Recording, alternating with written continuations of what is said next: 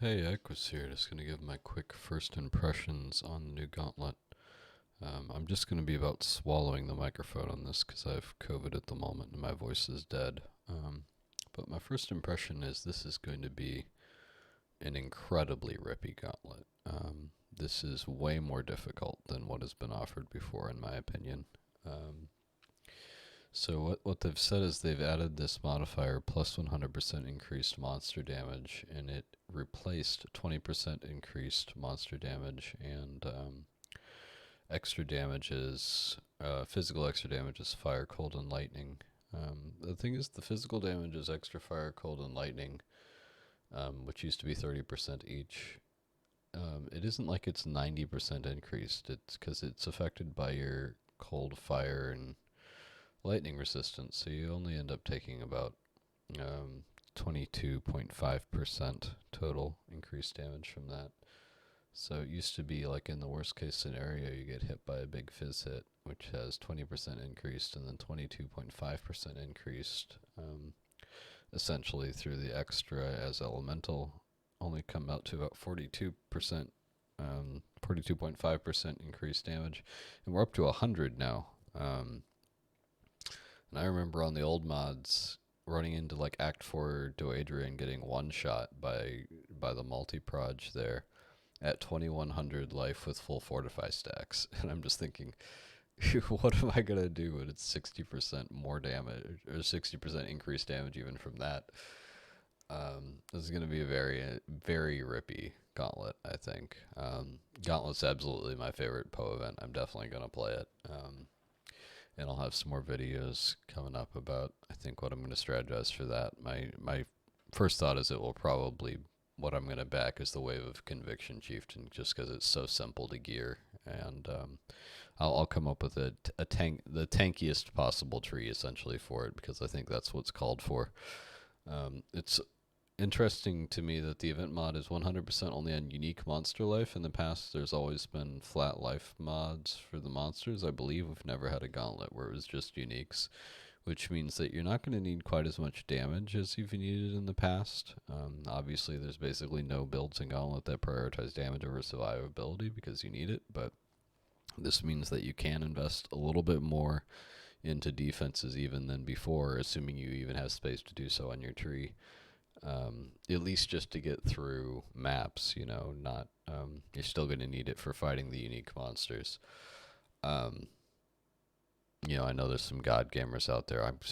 It's so hard for me to imagine clearing the feared on this because I didn't even address yet that it used to be 20% monster attack cast move speed. Now it's 40, so it's additional 20 for all of that. Thankfully, we're down to +2 monster projectiles instead of +4. Projectiles were easily the worst sort of monster to have to fight in the past. They probably still will be just with +2, but the +4 made them truly insane. Um, yeah, I think this is going to be really difficult. It's going to be very hard to dodge enemy abilities consistently when they have 40% increased speed and 70% increased monster AoE. Just thinking about sticking points, like even just like the Act 2 Weaver, I'm not looking forward to seeing with plus 100% monster damage, to be honest with you, and 100% increased life. Gonna have like that. Some of those ZDPS guys are gonna be stuck on Oak for like a year with 100% increased unique monster life. They're just gonna have to come to a deal with them. Yeah, sorry, I'm a little loopy. Omicron's made me kind of silly. Cheapest drunk I've ever been. Had like one drink and I was just completely tipsy because Omicron already had me out. Um, anyway, these are my quick first impressions. It is a class gauntlet, as all the recent ones have been. Um, I've had a lot of fun actually playing a minion necromancer, which I haven't really made a video about. I was doing sort of a hybrid specter skeleton mages thing, which I probably will make a video about eventually. Um, I had made it just for just essentially as like quick chassis to fuel a necromancer to high level, so that then I could demonstrate the boss pop thing with the umbilical immortalis and killing the minions. I think, by the way, on that, if randomly you're following this and my previous video, that it's better to kill your monsters or kill your minions with the newer version of Duader's Elixir, by the way, because then you give them frenzy charges before they die. So if you just have 2 of those in the Umbilicus Immortalis, you just drink them both, 1, 2, and they'll pop, because it's gone from 20% of their life as chaos to 50, so 2 of those is easily enough to take them below low life. But I'm getting off topic for the video. Those are my quick thoughts. Let me know if there's anything you'd like me to address.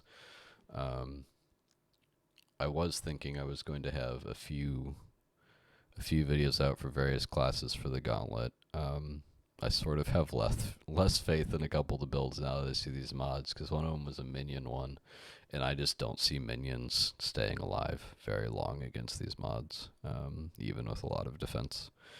So it probably will almost just all be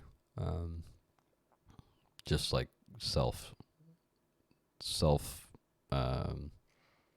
cast type stuff, basically, because I'm not even sure how well totems are going to do, to be honest. Like, you put out your EA totems against a boss, and they're going to hit it with one ability, and they're going to be gone. That's my first impression, anyway. I need to look more at the numbers for that. But anyway, yep, I'll talk to you guys later. Ike was out. Bye.